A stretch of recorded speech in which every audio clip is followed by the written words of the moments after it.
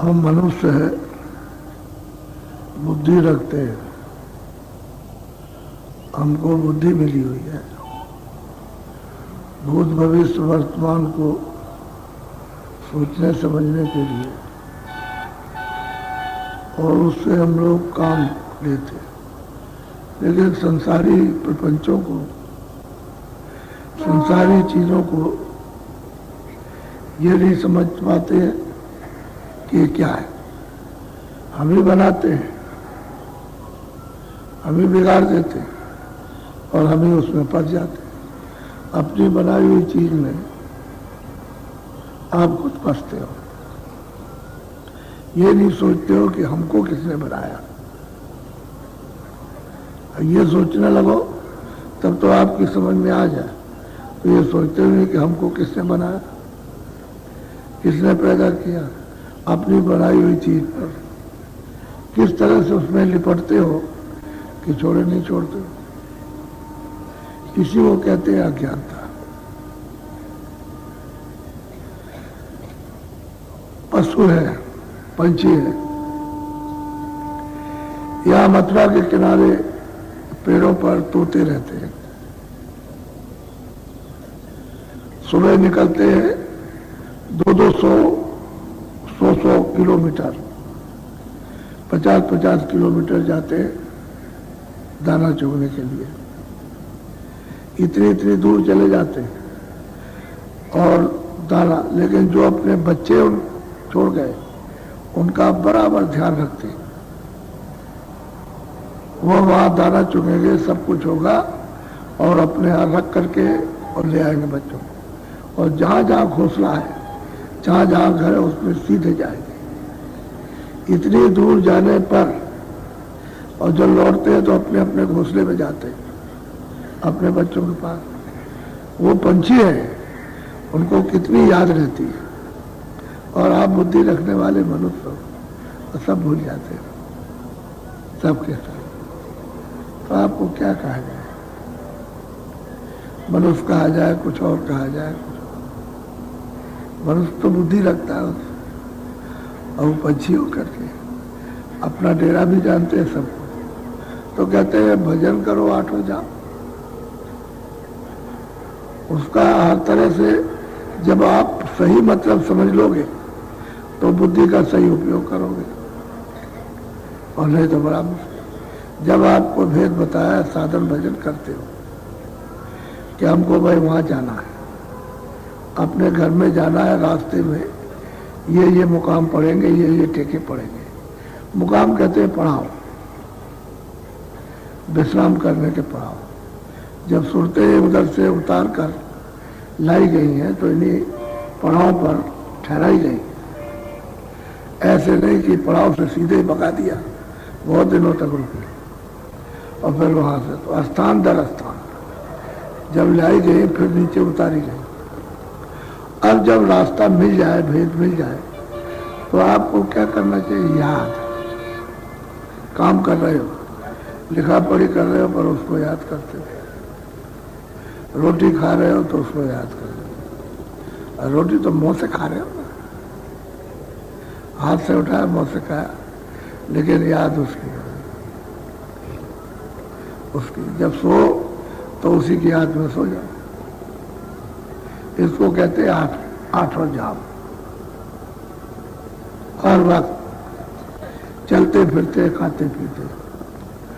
और जब कमाई शब्द की हो जाए तो शब्द 24 घंटे को जाना, 24 घंटे बोलता है, एक क्षण भी बंद नहीं होता। हर वक्त आवाज सुनाई देती, हर वक्त बाजे सुनाई देते, हर वक्त वाणियां आती हैं। तो कहते हैं बराबर उनको सुनते रहो। यह 24 घंटे भजन करो, आठों जाम। 24 घंटे भजन करो, कभी छोड़ो मत। जब इस तरह की साधक की दृष्टि लग जाती है तो उसका सब कार्य, शरीर के काम का, उसका सबका परमार्थी होने लगता है, परमार्थी कार्य होने लगेगा। वो कर्म परमार्थी होने, वो कर्म लिपायमान नहीं करता, आपको बंधन में नहीं डाल सकता। और जो इसमें लग करके करोगे उसको छोड़ करके उससे बंधन हो जाएगा। आपने पेट भरने के लिए, बच्चों की सेवा के लिए, आए गए के सत्कार के लिए वो कर्म किया है तो आपको बांधेगा नहीं, लेकिन अतिरिक्त जो कर्म करोगे तो आपको बांध लेगा। तो उधर से ध्यान हट गया, चिंतन हट गया, याद नहीं करते हो और शब्द को आपने प्रकट नहीं किया, उस शब्द का साथ नहीं किया तो 24 घंटे 8 जाम फिर आप नहीं कर सकते। तो भजन करो 8। पहले जो है आपको, जब थोड़े लोग थे, बड़ा कमरा, बड़ा हाल, या किसी से घिरवा दिया कि भाई इसमें जो जिज्ञासु है इसमें आ जाए और बैठ जाए, इनको नाम दे दिए, नामदान दे दिए, तो आप नामदान लेते। तो ऐसा नहीं सोचो कि वो जो आकर के अंदर बैठ गए वो चले नहीं गए, उसमें से बहुत चले गए फिर कभी नहीं आए। आपने तो सोचा कि ये नामदान ले गए, नामदान ले लिया, तो बस ऐसा नहीं।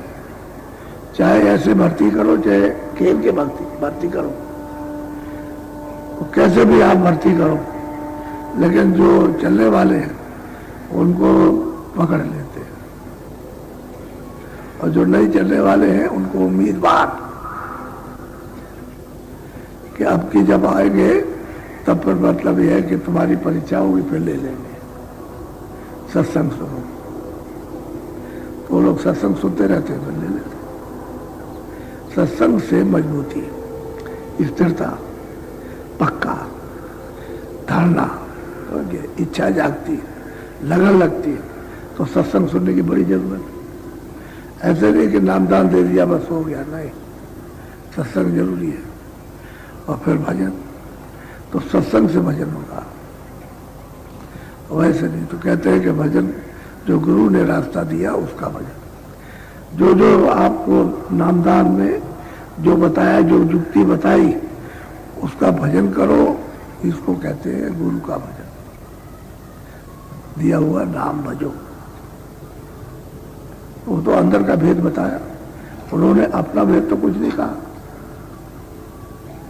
वो तो स्थान स्थान का भेद कि भाई ये ईश्वर का भेद है, ये ब्रह्म का भेद है, ये पार ब्रह्म का भेद है, ये उनका भेद, ये सच्चे, ये सत्पुरुष का भेद है, तो भेद बताया था।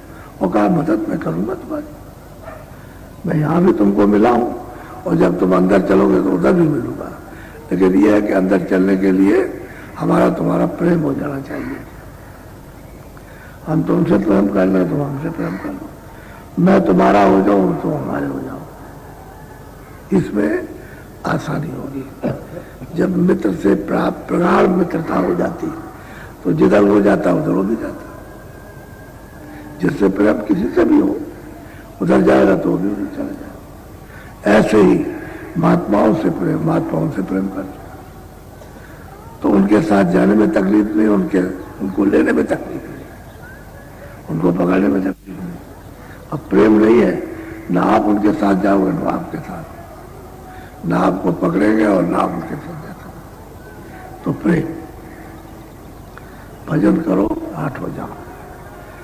तो प्रेमी को फिर सत्संग जब सुनेगा तब फिर ये लगन लगेगी। पहले उसकी समझ में क्या आएगा कि नामदान क्या कहते हैं, ये दुनियावी मंत्र थोड़ी है, कैसे मंत्र दे दिया को, ये मंत्र, ये नामदान है, आत्म धन का दान।